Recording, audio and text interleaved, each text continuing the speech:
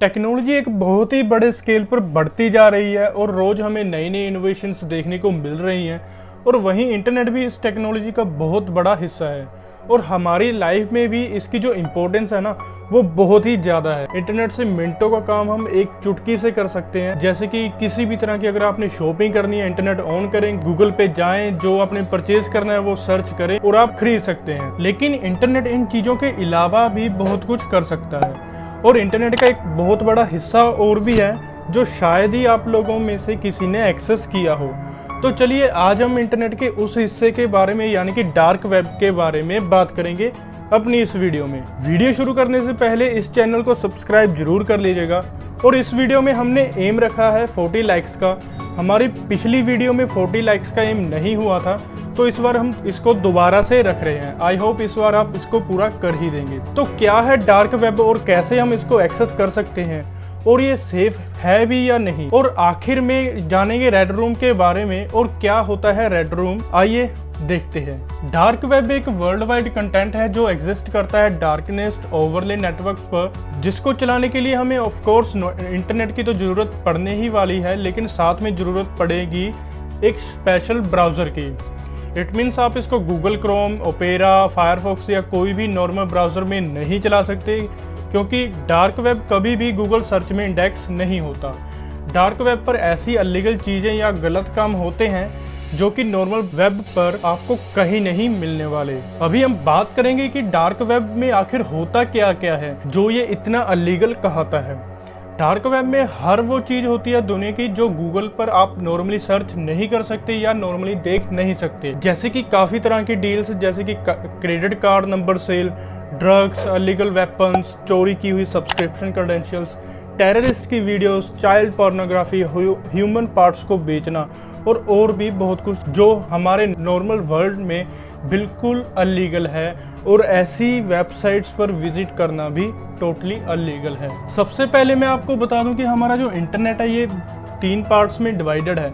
एक है surface web जो हम नॉर्मली यूज़ करते हैं किसी चीज़ की रेसिपी देखने के लिए या किसी चीज़ की नॉलेज लेने के लिए या जो भी हम डेली बेसिस पे हम वर्क करते हैं इंटरनेट पे वो। और दूसरा होता है डीप वेब। कुछ लोग समझते हैं कि डार्क वेब जो है वही डीप वेब है, लेकिन ऐसा बिल्कुल नहीं है। अगर हम कोई भी वेबसाइट जिसमें हमारा कॉन्फिडेंशियल डेटा होता है, जैसे कि बैंक की वेबसाइट, यहाँ पर अगर हमने नेट बैंकिंग यूज़ करनी है तो हमें लॉगिन करना पड़ेगा और लॉगिन बिल्कुल सिक्योरली होगा, अदरवाइज वो हमें अंदर नहीं जाने देगा। मतलब कि ऐसी वेबसाइट्स जिसको एक्सेस करने के लिए हमें बिल्कुल डीप में जाना पड़े और जो गूगल में इंडेक्स ना हो उसे डीप वेब कहते हैं। और वहीं जो डार्क वेब है आप उसको नॉर्मल ब्राउजर में एक्सेस ही नहीं कर सकते।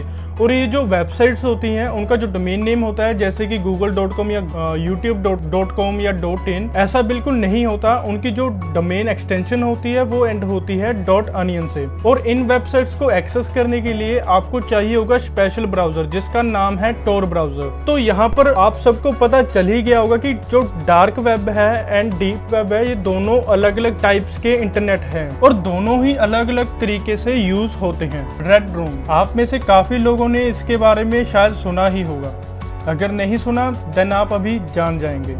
रेड रूम एक ऐसी वेबसाइट है जहां पर जो भी उस पर जाना चाहता है, बेसिकली एक रूम होता है, रेड कलर का तो नहीं होता।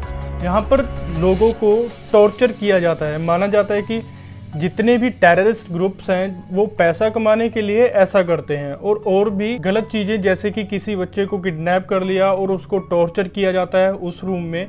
ये सुनकर आप चौंक जाएंगे कि इन चीज़ों के लिए वहाँ पर बोली लगती है और जो लोग उस चीज़ों को देखना चाहते हैं उनको पैसे पे करने पड़ते हैं और जो पेमेंट होती है वो बिटकॉइंस में होती है। और जो इस पर टॉर्चर किया जाता है वो बिल्कुल लाइव होता है। मीन्स कि इनकी लाइव स्ट्रीमिंग होती है। जिसको भी ये चीज देखनी होती है उनको रिक्वेस्ट करनी पड़ती है रेड रूम के एडमिन से और वो प्राइस बताते हैं रूम में एंटर होने के लिए और जब आप वो प्राइस पे कर देते हैं देन आपको एंटर कर लिया जाता है। ये चीज बिल्कुल गलत है और मैं भी आपको बिल्कुल रेकमेंड नहीं करता कि आप डार्क वेब पे जाएं इन चीजों को देखने के लिए। बेसिकली मानसिक रूप से जो लोग बीमार होते हैं, जिनको ऐसे टॉर्चर करने में खुशी मिलती है और वो ही सिर्फ इस चीजों को देखते हैं। अभी हम बात करेंगे कि अगर ये इतना ही अलीगल है देन सरकार इसको क्यों नहीं रोकती। तो जवाब है जो सरकार है उनकी काफी हद तक डार्क वेब तक पहुंच नहीं हो पाती। वहां पर तभी पहुंचा जा सकता है जब उसका एड्रेस अवेलेबल हो। और जो लोग इस डार्क वेब को एक्सेस कर रहे होते हैं जैसे कि टेररिस्ट या माफिया, इस एड्रेस को बिल्कुल भी शेयर नहीं करेंगे पुलिस या सरकार के साथ। लेकिन अगर कोई इंसान ये चीज करता पाया गया या किसी पर उनको शक हुआ, देन वो उस चीज पर निगरानी रखनी शुरू कर देंगे और वो ऐसी कोई एक्टिविटी करता है देन वो उनको रंगे हाथों पकड़ लेंगे। इन चीजों को सुनने के बाद आपके मन में आ रहा होगा कि क्या डार्क वेब कम्प्लीटली अलीगल है? तो यहाँ पर जवाब हो सकता है हाँ भी और ना भी, क्योंकि यहाँ पर दोनों तरह के काम होते हैं, लीगल और अलीगल दोनों। अभी ये आप पर डिपेंड करता है कि आप किस पर्पस के लिए उस पर जा रहे हैं। लीगल पर्पस के लिए जैसे कि रिसर्च वगैरह के लिए, या अलीगल जैसे कि मैंने रेड रूम के बारे में बताया। हालांकि जो डार्क वेब पर काम है वो आधे से ज़्यादा अलीगल होता है, जैसे कि मैंने अपनी डेफिनेशन में बताया। यहाँ पर बहुत सी अलीगल ट्रेड्स वगैरह होती हैं, लेकिन ऐसा भी नहीं है कि यहाँ पर सभी चीज़ें अलीगल हैं। मीन्स आप डार्क वेब पर किसी भी चीज़ पर हुई रिसर्च के पेपर्स रीड कर सकते हैं, रिपोर्ट्स देख सकते हैं, और बाकी आप पर डिपेंड करता है कि आप किस मोटिव से डार्क वेब को एक्सेस कर रहे हैं। अभी हम बात करेंगे कुछ ऐसे मिथ्स के बारे में जो लोगों के दिमाग में है, लेकिन वो मिथ्स के अलावा कुछ और नहीं है। सबसे पहला मिथ ये है कि dark web is illegal to use. ये probably one of the biggest myth जुड़ा है डार्क वेब के साथ में। लेकिन जैसा मैंने पहले बताया और जो एक्टिविटीज बताई हैं वो अलीगल हैं, लेकिन अगर आप सोचे कि डार्क वेब एक्सेस करना कम्प्लीटली ही अलीगल है, देन ये बिल्कुल गलत है। आप डार्क वेब एक्सेस कर सकते हैं, और जैसे मैंने पहले बताया ये आप पर डिपेंड करता है कि आप किस मोटिव से उस पर जा रहे हैं, वो मोटिव लीगल है भी या नहीं। तो डार्क वेब अलीगल नहीं है, लेकिन अलीगल एक्टिविटीज करना ऑफ कोर्स अलीगल है। बात करें नेक्स्ट मिथ के बारे में, जो कि है dark web is very hard to use. ये भी एक मिथ है, क्योंकि डार्क वेब एक्सेस करना बिल्कुल भी मुश्किल नहीं है।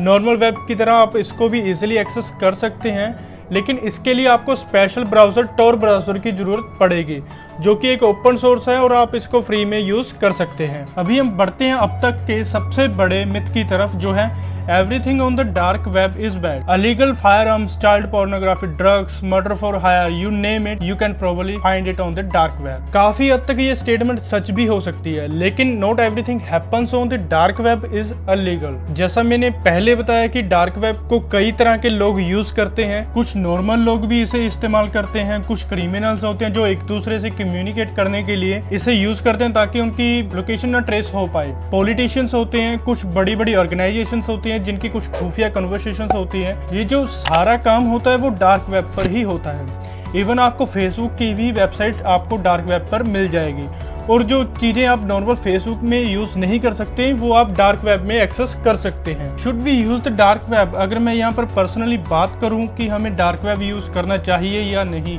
देन मैं कहूँगा नहीं, क्योंकि जो भी चीज़ें हमें चाहिए वो ऑलरेडी सरफेस वेब पर अवेलेबल हैं। तो हमें क्या ज़रूरत है डार्क वेब के अंदर जाने की? मैं आपको कभी भी रेकमेंड नहीं करूँगा कि आप डार्क वेब यूज़ करें।